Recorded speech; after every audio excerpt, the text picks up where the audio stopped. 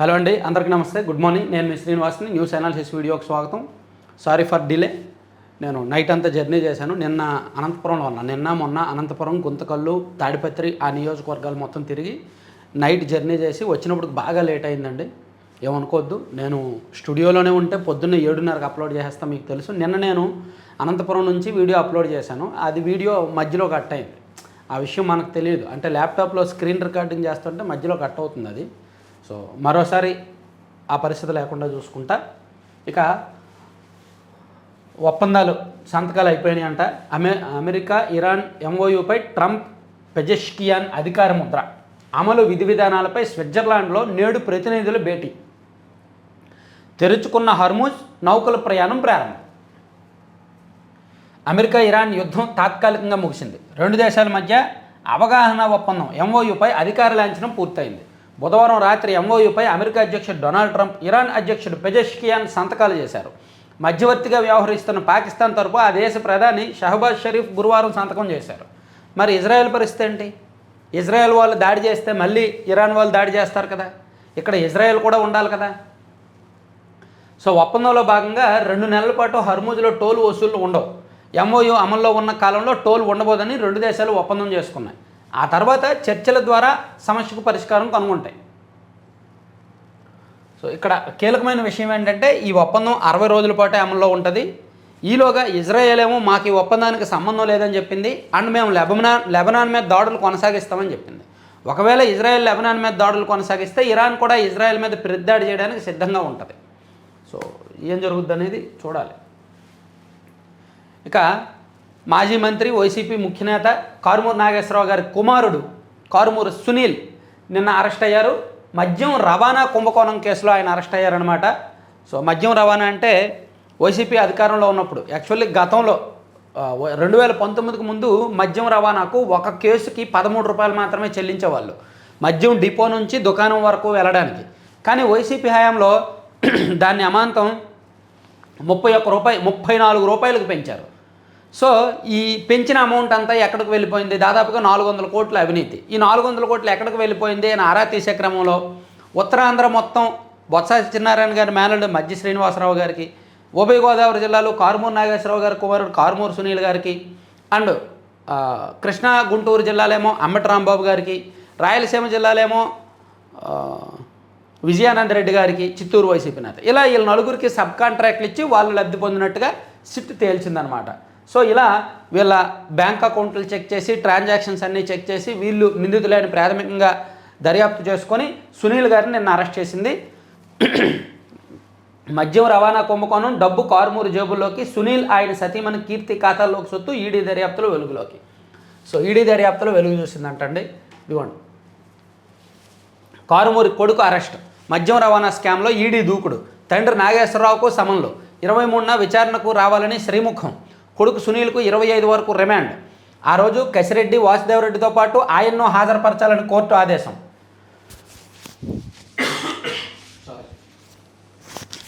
Sigma నుంచి sub కాంట్రాక్టుల దాకా కారుమూరు కుటుంబంపై ప్రత్యేక దృష్టి. వాసుదేవరెడ్డి మధ్యంతర బెయిల్కు నో. సో సిగ్మా ముసుగులో దందా. సుదర్శన్ నుంచి సునీల్కు 28 కోట్లు వచ్చాయంట. ఆయన భార్య ఖాతాలోకి 9.4 కోట్లు వచ్చాయంట. సో ముందే సిట్ తేల్చింది.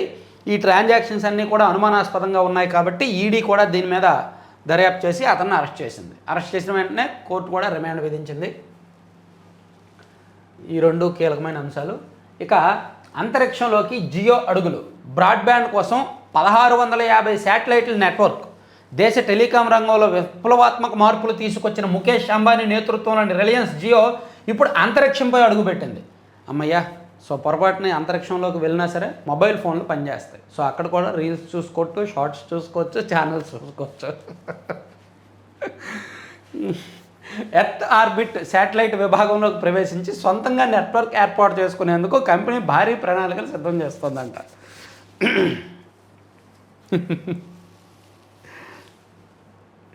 ఇక ఎంపీపై దాడి అంటే పార్లమెంటు సార్వభౌమాధికారంపై దాడే.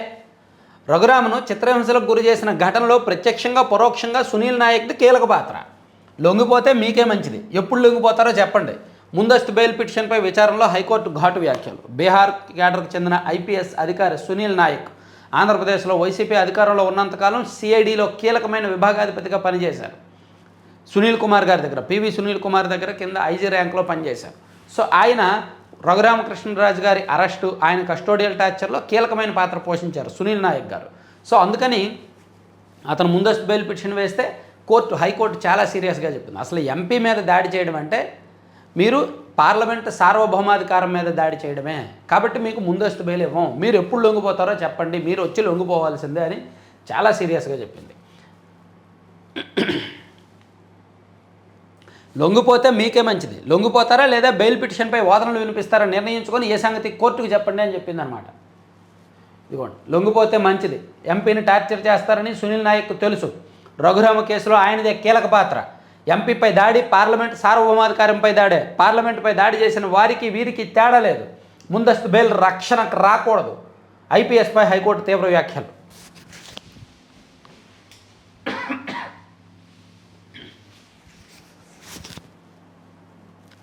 అది చూడొచ్చు అనమాట. ఇక నిన్న ఎస్ఐపిబి మీటింగ్ జరిగిందండి. రాష్ట్ర పెట్టుబడులు అండ్ ప్రోత్సాహక మండలి మీటింగ్ 18వ మీటింగ్ జరిగింది. కూటమి ప్రభుత్వం వచ్చిన తర్వాత ప్రతి నెల ఈ మీటింగ్ పెడుతున్నారు కదా. సో మధ్యలో 2024 నవంబర్ నుంచి మొదలయ్యాయి ఈ మీటింగ్స్. దీనిలో భాగంగా నిన్న 30,555 కోట్ల పెట్టుబడులకు ఆమోదం తెలిపారండి. 29,677 మందికి ఉపాధి అవకాశాలు కల్పించబోతున్నట్టు చెప్పారు. పారిశ్రామికాభివృద్ధి ఫలాలు పేదలకు అందాలి, ఇథనాల్ సెమీకండక్టర్ల పరిశ్రమలకు ప్రోత్సాహం. రాష్ట్రంలో 30,515 కోట్ల పెట్టుబడులు పెట్టేందుకు వివిధ సంస్థలకు రాష్ట్ర ప్రభుత్వం అనుమతి ఇచ్చింది. వాటి ద్వారా ఏర్పాటు చేసే పరిశ్రమల్లో 29,677 మందికి ఉపాధి కల్పించనున్నట్టు సంస్థలు ప్రతిపాదనలో పేర్కొన్నాయి. సీఎం చంద్రబాబు అధ్యక్షతన రాష్ట్ర పెట్టుబడుల ప్రోత్సాహక మండలి 18వ సమావేశం గురువారం జరిగింది. 50 సంస్థల పెట్టుబడుల ప్రతిపాదనలు పరిశీలించి ఆమోదించింది. సీఎం మాట్లాడుతూ పారిశ్రామికాభివృద్ధి ఫలాలు పేద మధ్యతరగతి ప్రజలకు అందించేందుకు వీలుగా పారిశ్రామిక ఎకోసిస్టమ్ రూపొందించాలి, సామాన్యులు కంపెనీలను స్థాపించే అవకాశం కల్పించేలా చర్యలు తీసుకోవాలి, స్టార్టప్లను ప్రోత్సహించేందుకు రతన్ టాటా ఇన్నోవేషన్ హబ్ సేవలను వినియోగించుకోవాలి అని చెప్తూ సూక్ష్మ సేద్య పరికరాలు ఉంటాయి కదా, డ్రిప్ ఇరిగేషన్ పరికరాలు, వాటిని తయారీకి కూడా ఎంఎస్ఎంఈ పార్కులు పెట్టాలని ప్రభుత్వం ఏర్పాటు చేసింది. సో ఈ అంశాన్ని కూడా ఇక్కడ ఆంధ్రజ్యోతిలో హైలైట్ చేశారు. సామాన్యులు కంపెనీలు పెట్టాలి, ఉద్యోగాలకే వారు పరిమితం కాకూడదు.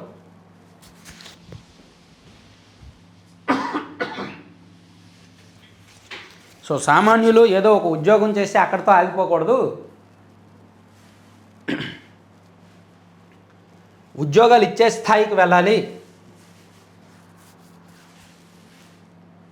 పేద మధ్యతరగతి వర్గాలకు పారిశ్రామిక ఫలాలు అందాలి, స్టార్టప్ల ద్వారా వారిని ప్రోత్సహించాలి, దీనికోసం ఎకోసిస్టమ్ రూపొందించాలి, 40% ఇథనాల్ బ్లెండ్కు కేంద్రం అంగీకారం, ఇథనాల్ పరిశ్రమలతో రైతుకు ప్రయోజనం, సెమీకండక్టర్ పరిశ్రమలను ప్రోత్సహిద్దాం, ఈవీ ఫాస్ట్ ఛార్జింగ్ బ్యాటరీల ఉత్పత్తిపై దృష్టి, అనుమతి ఇచ్చాక ప్రాజెక్టులు మొదలు పెట్టాల్సిందే, పారిశ్రామిక ప్రాంతాల వద్ద తక్కువ ధరకు ఇల్లు, ఎస్ఐపిబిలో అధికారులకు సీఎం ఆదేశం. బాగానే ఉన్నాయి, విధానాలు బాగానే ఉన్నాయి, ఆలోచనలు బాగానే ఉన్నాయి, చర్చలు బాగానే ఉన్నాయి, కానీ గ్రౌండింగే బాగోట్లేదు. 2025 సిఐఐ సదస్సు 13 లక్షల కోట్ల పెట్టుబడులు వస్తే ఇప్పుడు ఒక 3-4 లక్షల కోట్ల పెట్టుబడులు మాత్రమే గ్రౌండింగ్ అయ్యాయి. 50% కూడా గ్రౌండింగ్ అవ్వలేదు. ఇప్పుడు మళ్ళీ మరో ఎస్ఐపిబి మరో సిఐఐ మీటింగ్కి రెడీ అవుతున్నారు నవంబర్లో. సో గ్రౌండింగ్ మీద దృష్టి పెట్టాలన్నమాట. ఇక జూలై 3 కల్లా గ్రీనింగ్ సొసైటీ, ప్రతి పంచాయతీలో ఒక నర్సరీ ఉండాలి, అటవీ శాఖపై సమీక్షలో ఉప ముఖ్యమంత్రి పవన్ కళ్యాణ్. నేను నిన్న తాడిపత్రి చూశానండి. అంటే నాకు ఇక్కడ ప్రతి పంచాయతీలో ఒక నర్సరీ అంటే గుర్తొచ్చింది. తాడిపత్రి స్పెషల్ ఏంటంటే మొత్తం సిమెంట్ రోడ్లే, చూడడానికి పట్టణం చాలా బాగుంది. ప్రతి ఇంటి ముందు, ప్రతి షాపు, ప్రతి దుకాణం ముందు ఒక చెట్టు ఉంది, ఖచ్చితంగా చెట్టు ఉండాల్సిందే ఉంది. అండ్ ఎక్కడ రోడ్డు మీద ఒక చిన్న పేపర్ కూడా లేదు, అండ్ ఎక్కడ ప్లాస్టిక్ వాడట్లేదు. నేను చూసి ఆశ్చర్యపోయా. అసలు ఆ పట్టణానికి దేశం స్థాయిలో, జాతీయ స్థాయిలో ఎన్నో ర్యాంకులు రావాలి, కానీ రాయలసీమలో మారుమూల ప్రాంతంలో ఉండిపోవడం, రాజకీయంగా గొడవలు, ఈ ఫ్యాక్షన్ కారణంగా ఆ ప్రాంతం నేను కల్లారా చూస్తే అసలు అద్భుతంగా ఉందండి నిజంగా పట్టణం. ప్లాస్టిక్ లేదు, రోడ్డు మీద ఎక్కడ పేపర్ ముక్క లేదు, మొత్తం సిమెంట్ రోడ్లు చాలా నీట్గా ఉన్నాయి. అండ్ ప్రతి ఇంటి ముందు ప్రతి షాపు ముందు ఒక చెట్టు ఉంది, చెట్టు నాటారు వాళ్ళు. అండ్ ప్రతి షాప్ ముందు ఒక డస్ట్బిన్ ఉంది, అందులోనే పేపర్ ముక్క, చిన్న పేపర్ ముక్క అయినా వేయాలి. అండ్ ఒక కూరగాయల మార్కెట్, మొత్తం కూరగాయలన్నీ ఒక మార్కెట్, ఆ మార్కెట్లో ఎక్కడ పిల్లర్స్ లేవు. అండ్ ఆ మార్కెట్లో కూడా, కూరగాయల మార్కెట్ అంటే చెత్త చెదరం ఉంటుందిగా, ఆ మార్కెట్లో కూడా చెత్త ఎక్కడ వేయాల అసలు. అంటే మళ్ళీ సెపరేట్గా చెప్తాలే అక్కడికి వెళ్ళి నేను ఏం చూశాను అనేది. అంటే ఇది చూస్తే నాకు గుర్తొచ్చింది, ప్రతి పంచాయతీలో ఒక నర్సరీ ఉండాలి. అటవీ శాఖపై సమీక్షలో పవన్ కళ్యాణ్.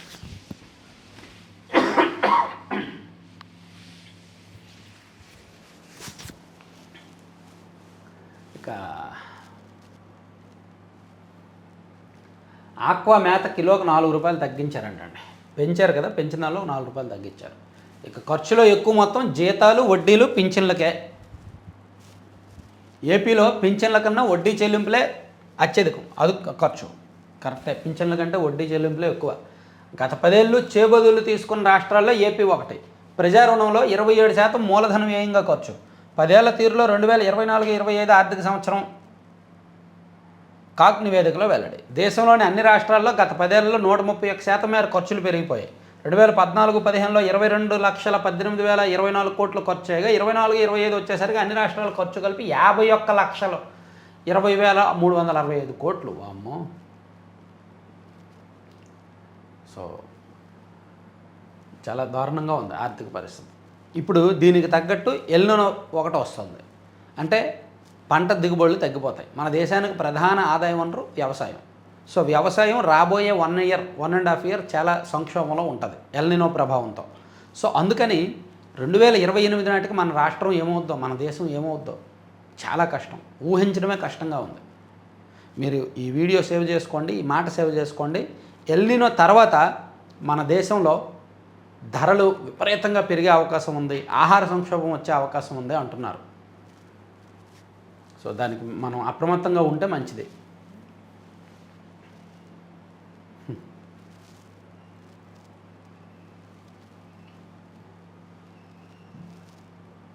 తిరుపతిలో జేఎస్ఎస్ క్యాంపస్ ఏర్పాటు. మంత్రి లోకేష్ సమక్షంలో సంస్థ ప్రతినిధుల ఒప్పందం. రాష్ట్రానికి మరో ప్రతిష్టాత్మక విద్యాసంస్థ రాబోతోంది. మైసూరుకు చెందిన జేఎస్ఎస్ మహావిద్యాపీఠం తిరుపతిలో ఆఫ్ క్యాంపస్ని ఏర్పాటు చేస్తుందంటండి.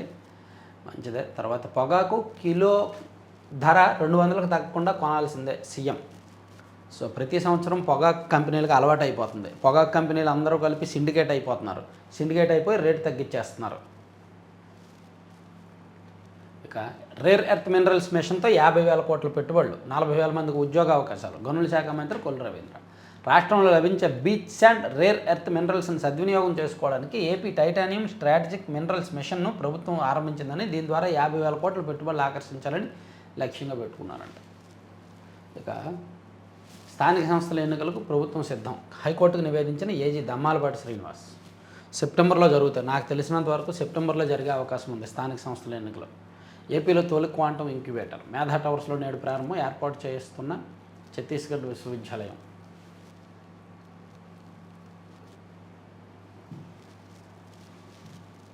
ఇదిగోండి, ఆక్వా మేత కిలోకి 4 రూపాయలు తగ్గించారంటండి. ధరల నిర్ణయానికి కమిటీ, రైతులు, ఫీడ్ తయారీదారుల సమావేశంలో నిర్ణయం. సో ఒక రకంగా ఆక్వా రైతులకు, అలాగే ఆక్వాసాడ్ యూనిట్ విద్యుత్కు ₹1.5కే ఇస్తున్నారంట. అలాగే ఫీడ్ ధర కూడా తగ్గించారు. అలాగే తోతాపురి మామిడి కిలోకి 4 రూపాయలు ప్రోత్సాహం ఇవ్వాలని, గత ఏడాది కూడా సేమ్ ఇదే సమస్య. మామిడి కంపెనీలు కూడా అంతే. తోతాపురి మామిడి సాగు అయిన తర్వాత రేటు తగ్గించారు. పొగాకు, మామిడి లాస్ట్ ఇయర్, ఈ సంవత్సరం 2 సార్లు రిపీట్ అయింది. అంటే ప్రభుత్వం, ఆ కంపెనీల మీద ప్రభుత్వానికి కంట్రోల్ ఉండట్లేదు. రైతులేమో సాగు చేస్తున్నారు, తీరా దిగుబడి చేతికి వచ్చాక వాళ్ళేమో, కంపెనీల వాళ్ళేమో రేటు తగ్గించేస్తున్నారు. చాలా మోసం ఇది. ఇక 20,876 కిలోల గంజాయి దహనం, మాదక ద్రవ్యాలపై ఉక్కుపాదం. హోంమంత్రి అనిత వెల్లడి. 30,000 కోట్లతో తొలిదశ ఔటర్ రింగ్ రోడ్డు. సుపరిపాలనకు 2 ఏళ్ల సభలో కేంద్ర మంత్రి పెమ్మసాని. నేటి నుంచి తెలంగాణ ఇంజనీరింగ్ కౌన్సిలింగ్ రాష్ట్ర వ్యాప్తంగా 37 సహాయ కేంద్రాలంట. క్యూఎస్ ర్యాంకింగ్స్లో 2 తెలంగాణ విద్యా సంస్థలు. ఐఐటిహెచ్ అంటే ఐఐటి హైదరాబాద్ పైకి, హెచ్సియు కిందకి. ఈసారి ఉస్మానియా స్థానం గల్లంతో. ఆంధ్రప్రదేశ్ నుంచి ఏమీ లేవు. ఇక రాడ్డుతో తలపై కొట్టి చెరువులో పడేసి కోనసీమ జిల్లాలో ఆక్వా రైతు దారుణం. ఓకే,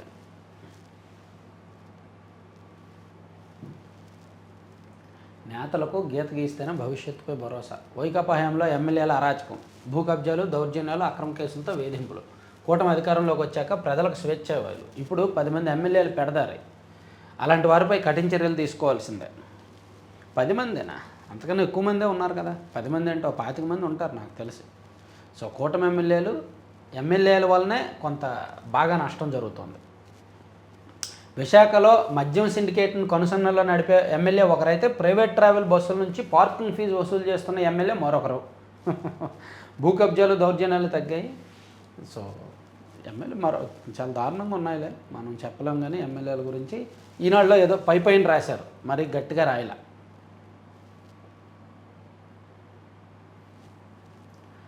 ఇంటర్ ద్వితీయ సంవత్సరంలో 55% మందికి పెరిగిన మార్కులు. అడ్వాన్స్డ్ సప్లిమెంటరీ ఫలితాలను విడుదల చేసిన మంత్రి లోకేష్ మొదటి ఏడాదిలో 38%, రెండో ఏడాదిలో 55% ఉత్తీర్ణత నమోదు.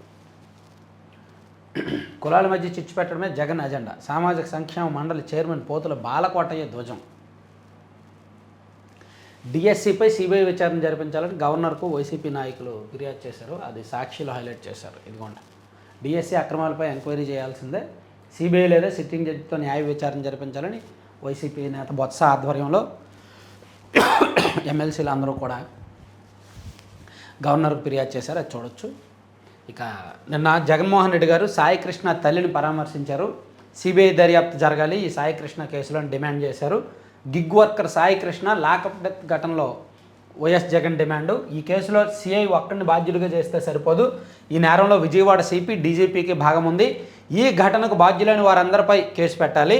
కొడుకు కోసం ఆ తల్లి పోలీస్ స్టేషన్ చుట్టూ తిరిగింది. ఫోటోకు దండ వేసుకోమని సిఐ హేళన చేశారు. ఆమె ఇచ్చిన ఫిర్యాదును పోలీసులు చెత్తబుట్టలో పడేశారు.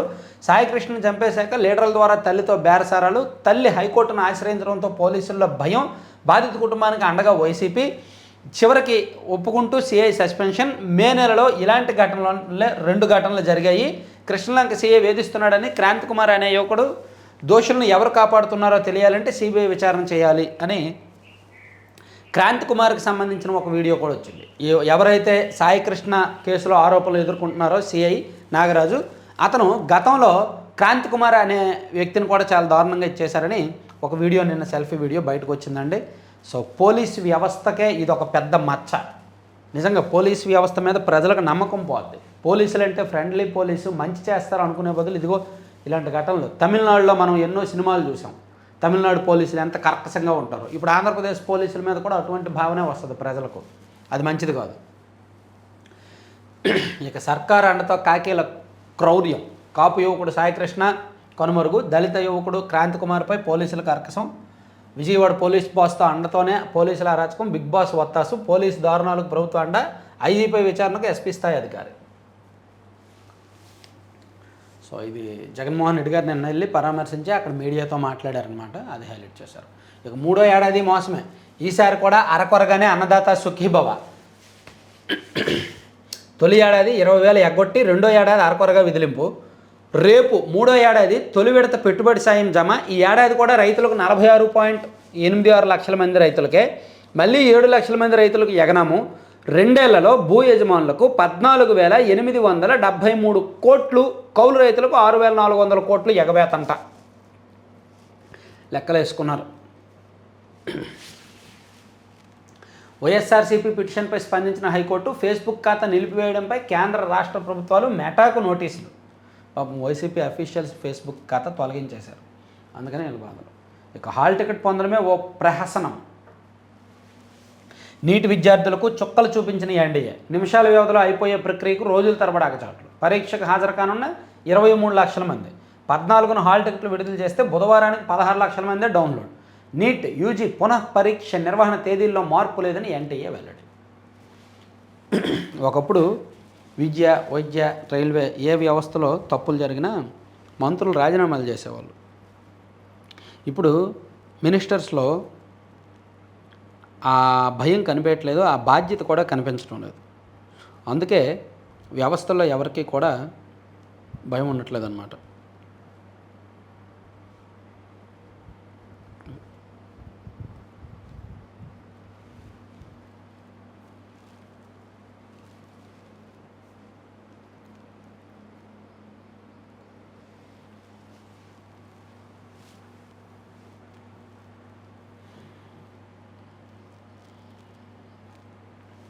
రాష్ట్రంలో దుర్మార్గ పాలన ఇవన్నీ మనం చెప్పుకున్నాయే కదా. సో ఆంధ్రజ్యోతి కూడా ఆల్మోస్ట్ కవర్ అయింది. ఇప్పటికే లేట్ అయింది కదా, సో త్వరగా ముగించేద్దాం ఈరోజు. రేపటి నుంచి కొంచెం డీటెయిల్డ్గా క్లియర్గా చెప్దాం. Thank you very much.